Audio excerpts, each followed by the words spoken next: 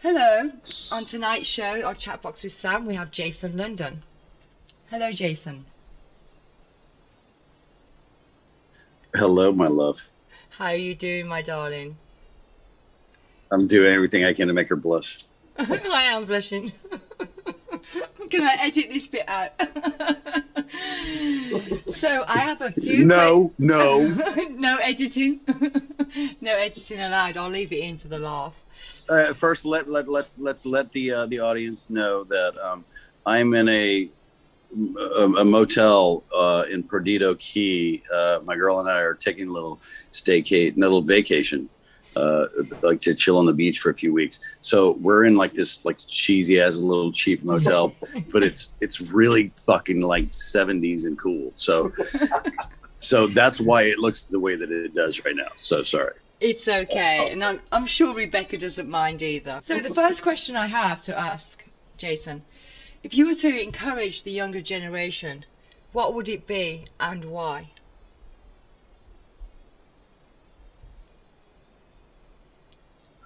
That's a broad question. Chase your goals until they don't exist anymore. Chase your goals. I mean, simply, like, is there's something that you want? If you want to be an astronaut, be an astronaut. You know, if you want to be a writer, be a writer. And so just do what it is you want to do. Don't expect the world to hand it to you. You know, you got to make things happen for yourself in this world. And so I would say if there's something that you want to do it, you know. Like never give up. So the people that want to work within the industry, whether it's film or theatre, how would you inspire them to move forward with that? I would say actors act.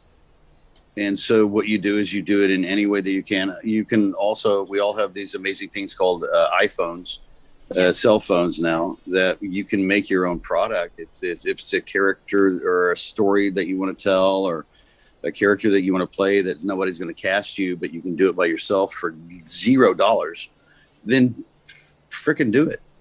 So we all have the ability, anybody has the ability to do it now, you know, and I say the cream rises to the top, and just the cream rises to the top, and the best films get made. Right. And get a good casting file. So what inspired you into this particular career? Oh, well, good luck. Is all I can have to say about it. Is I got lucky. Right. I didn't honestly, I didn't even want to do it. My brother went for the audition for The Man in the Moon. Oh. And I had a car at the time, and so I drove him there. And I thought it was going to be like a 30-minute thing, something like that. We got there, and there was like 1,000 people there. And so it ended up being like an 8-hour ordeal kind of thing. And so I had seen so many guys doing the lines, auditioning for the role, and I just didn't feel like, in my brain, I didn't feel like they were the right guys for the role. And so I finally went, you know what, man, I'm here. Shit, I can't leave until he leaves. I'll go ahead and try. And so I went up and I did it, and I never thought twice about it. And it was about 2 months later, and I got a call at I think it was about midnight, from David Payne, who was our manager at the time, and with Sherry Rhodes, the casting director, and he's laughing on the phone, and he's like, "Is this Jason London?" I go, "Yeah." He goes, "Is this the movie star Jason London?" What the F are you talking about? Like, what are you talking about?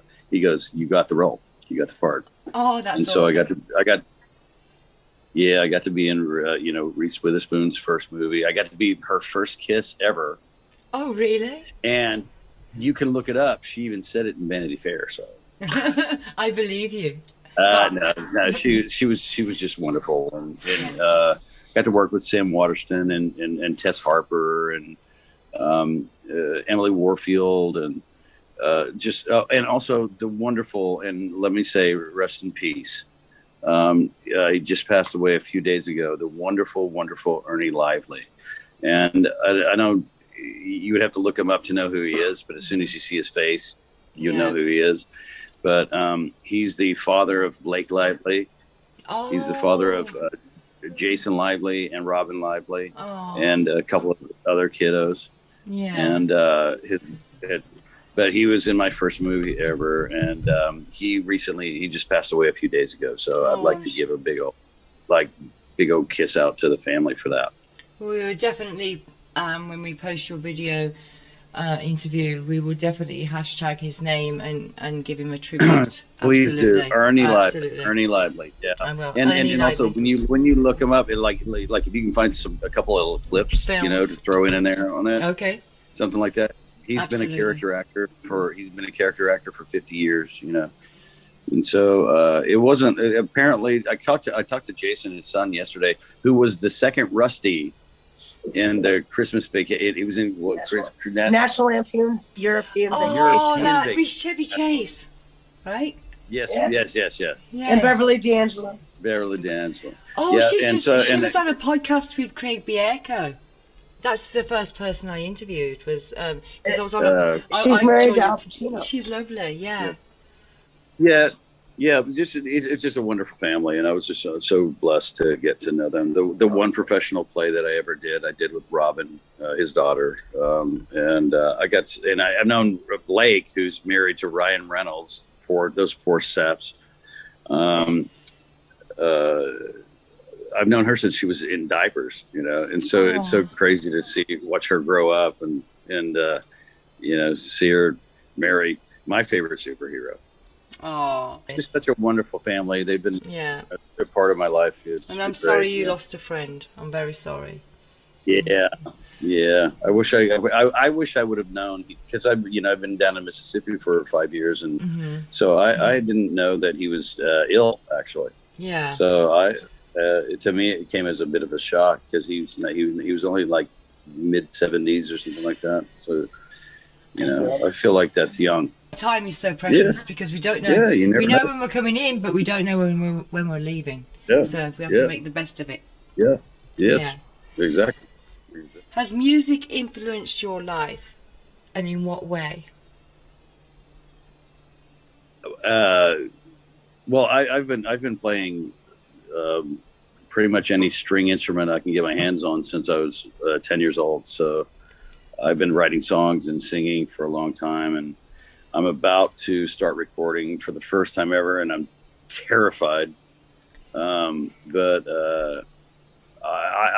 it's had a huge influence. When I was growing up, it was one of those Southern families where everybody had a different instrument, and they all sat around, like at Thanksgiving or whatever, and everybody sat around and they all played Christian songs and stuff like that together. And it was just one of those magical times. And my grandmother got me and my brother our first guitars, and we would fall asleep at night with the guitar on our stomach, like just playing. It's like So I would wake up with my guitar still on top of me in the morning. Yeah. And you just saying that is very true, because I think music holds memories for everybody, and you just told us a memory that you had regarding music. Yes, for sure. Oh, it's very therapeutic. I have a couple of little 27 LPs, like the old records. Yes. It's my grandfather and his sister singing old religious songs. Mm-hmm. And it's and when you hear it, you can't mistake that it's your granddad. I grew up hearing that exact voice, and then recently I found some cassettes of the songs that my dad recorded.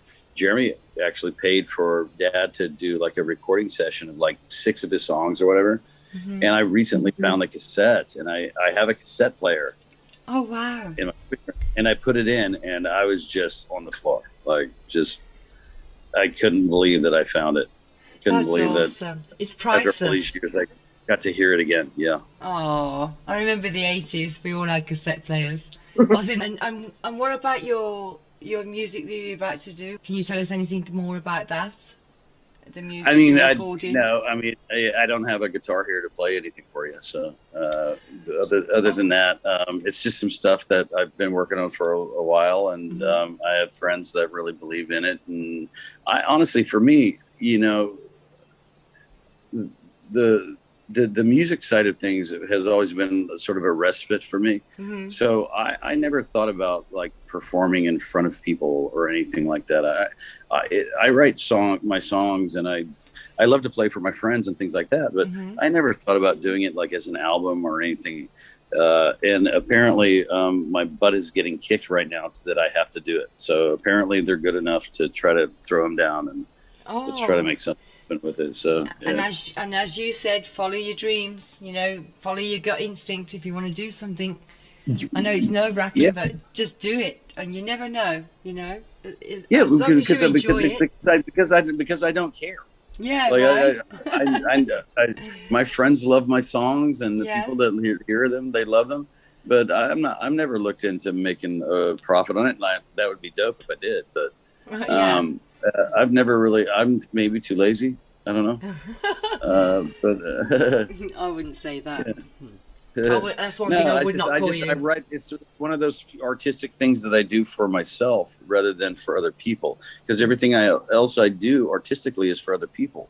Yeah. So it's one of those few things that I have that I say, like, I'm going to keep this in my pocket, and my friends that get to hear it, and they tell me it either sucks or it doesn't. And, never imagined like doing anything with it. And I've had a lot of people recently kind of get on my ass about doing it. So I think we might try it.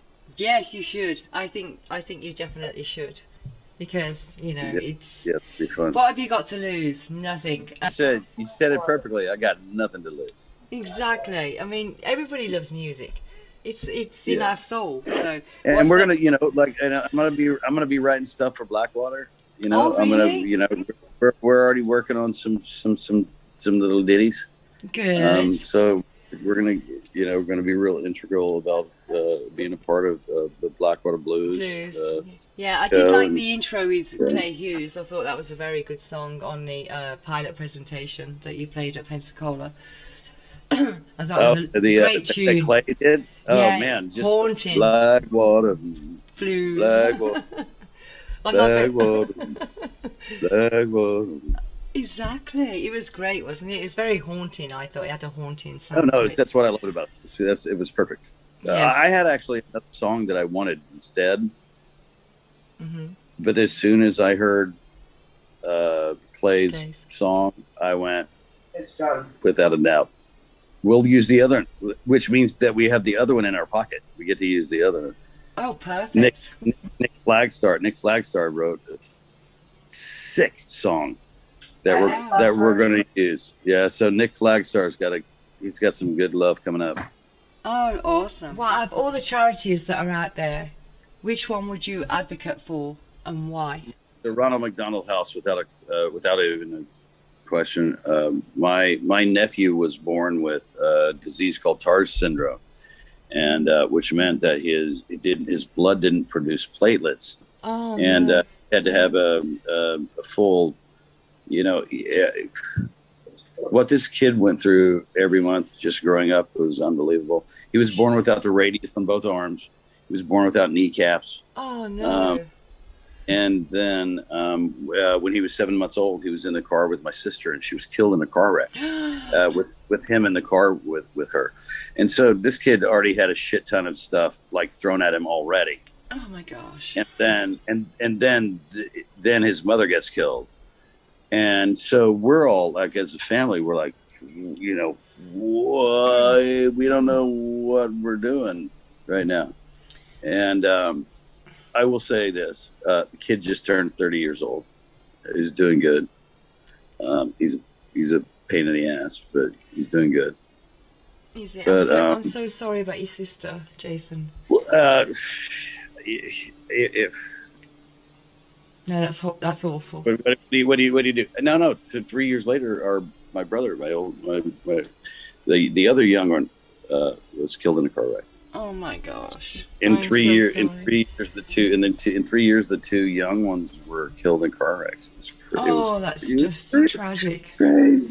That's one of the most. That's one of the most tragic stories I've heard for a long time. I feel sorry for you, but Jeremy and I got a little stupid for a little while. It kind of explains it if there's an excuse for anything. Yeah. Pain makes you stupid, grief makes you stupid. My dad, my mom, everybody went through, like, you deal with stuff in a certain way. But, my sister's son, having gone through that, we had that disease already. And then he actually survived the car wreck. Wow. And so it was one of those things that we focused on for a long time, and just like, if there's a reason that he's still here. Absolutely. And he's had as many operations as he can have, as far as, like, it's impossible to show you how it is and how it looks. Yeah. But he drives a car, the dude is a stud. He girls love him. Yeah. And but he's got we call him Birdie because he has little birdie arms. Oh. And he turned out to be a good kid. I mean, he's gone through a real hard time as well. Yeah. I imagine. So, gosh, your life is. Yeah. I'm surprised you're so well the way you are, because you've had a lot of heartache and you've. Well, I think that's the reason. That's the reason why, I think. It makes you a very deep person. Yeah. Well, what happened was I started after Deidre passed away. I started realizing that the things that I was focusing on that I thought were important weren't important anymore. Yeah. I think that I could probably be a lot more famous than I am right now, and a lot wealthier and all of that, but it stopped meaning anything to me. Right. That wasn't what mattered anymore, And what mattered was the people around you, I think. And doing the things that I want to do creatively, because you only get one little, life. Row on the boat. Yeah. And, I was saying to Rebecca earlier, life's too short. Life's too short to be mean to each other, and life's too short to, we have to absorb what we can and just make the best of something. Follow your instincts. It is. Yeah, it is. Thank you so much for sharing that, Jason, because I know it can't be easy. First off, I never got into acting in films to try to be famous. The last thing I ever gave a flying fuck about was being famous. Yeah. I just got an opportunity. I got the first audition I ever went on. I got thrown into this world that I never imagined whatsoever. It wasn't something that I actually was like, the world needs to see. You see those guys that get, like, they're on American Idol and, like, they suck, and then they're like, the world has never seen the end of me. The world has never seen the end of me. Oh yeah, I mean, yeah, they have. Yeah, they have. Jason, you're funny. I was never. One of the things I teach as a teacher is that your ego is not your amigo. Right. If that whole thing of, like, the world needs to see who I am, they need to see the wonderfulness that I am. Get out of here! Shut up. You're funny. So just appreciate what you have and what Absolutely. we get to do, and just like the thing with, it's been a dream of mine for so long to create a show and to get to do it with Blackwater, and the way that it's happening has just been a dream come true. If this show doesn't happen, we've got several ideas. We'll just jump right into the next one. I had always wanted a black kitten, a black cat, and because I love the green eyes that they have, and I just love how beautiful they are, and people that have that. There's that whole Halloween bullshit, like the black cat crossing your path and all that. Lucky. Come on. It's so stupid. But so a friend of ours, an acquaintance that we had,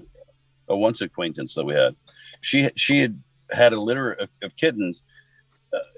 and I was doing a film in it was in, what, Lafayette. It was Lafayette before I met you there. Yeah. Yep. And it was a friend of mine. I was going to go back and get the cat, but one of her kids jumped off the bed and landed on one of the kittens. Oh my gosh! And squashed the kitten. Well, they were very roughhousey. So Rebecca calls me. I'm in Lafayette. She's in Ocean Springs. She calls me. She says, "Oh goodness, this thing just happened. With the kittens." I'm like, "Oh man!" Because I sent him pictures and all. So I was bummed. Aww. So then we had a break. I think maybe after lunch kind of thing or whatever. And I have to go to the makeup trailer and get my makeup fixed up and blah blah blah. Mm-hmm. So I go in and the makeup girl has this little baby kitten in her hands, and she's like, "My boyfriend just found this cat in the trees." Aww. And so I went, and it was a little gray tabby, like just beautiful little thing, and I went, "Okay, so has anybody claimed it? Can I have it?" She's like, "Well, one of the producers said he'll take it if nobody else does." And I went in. He's one of my best friends, so I went into his office. I'm like, "That fucking cat's mine, man." He goes, "Take the cat." So, the exact same day, a very good friend of mine from Pensacola sent me a photo, and she goes, "Look what I just found under the bridge by the passway here." It was a little perfectly black, long hair kitten. Yeah. So I got my Batman and Joker in the same day that I lost the other two. Well, tell her about Joker. We thought Joker was a girl at first. He didn't drop. Yeah, we took him to when I went to get them fixed. He was Jolie. The vet says, "This isn't Jolie. This is a Joker." I'm like, okay, cool. So we got Batman and Joker, and then that's she's a good got name. Her. Yeah. But I got my babies, and they're best friends, and they love each other. We've got the Ronald Fleasley, the weasel. Yeah. The weasel. She's got a big ginger I named tabby. After Harry Potter. 22 pound ginger tabby. That's huge for a cat. He's gigantic. But he's also a large cat. He has a belly that jiggles when he walks, but he's just it drags the floor. He's like a Garfield. He is. I want to see if he likes lasagna. That's literally we were literally planning on doing a whole photo series with a plate of lasagna. Of him with a plate of lasagna. That'd be funny. You should do that. Which he'll eat it. Right. That's awesome. That kid will eat anything. He likes lettuce. He'll eat spinach. Yeah. He'll eat tomatoes. Yeah. Onions. Yeah. So Jason, thank you so much for coming on Chatbox with Sam. I really enjoyed the interview, and I know the viewers are really going to enjoy listening to all what you've said, you and Rebecca. So hey, thanks for having patience with me being, beach. No, it's cool, dude. We're on vacation. That's what we do. If you can't enjoy the moments, then what's the point? Right. Welcome, thank you for being on Chatbox with Sam. Thank you.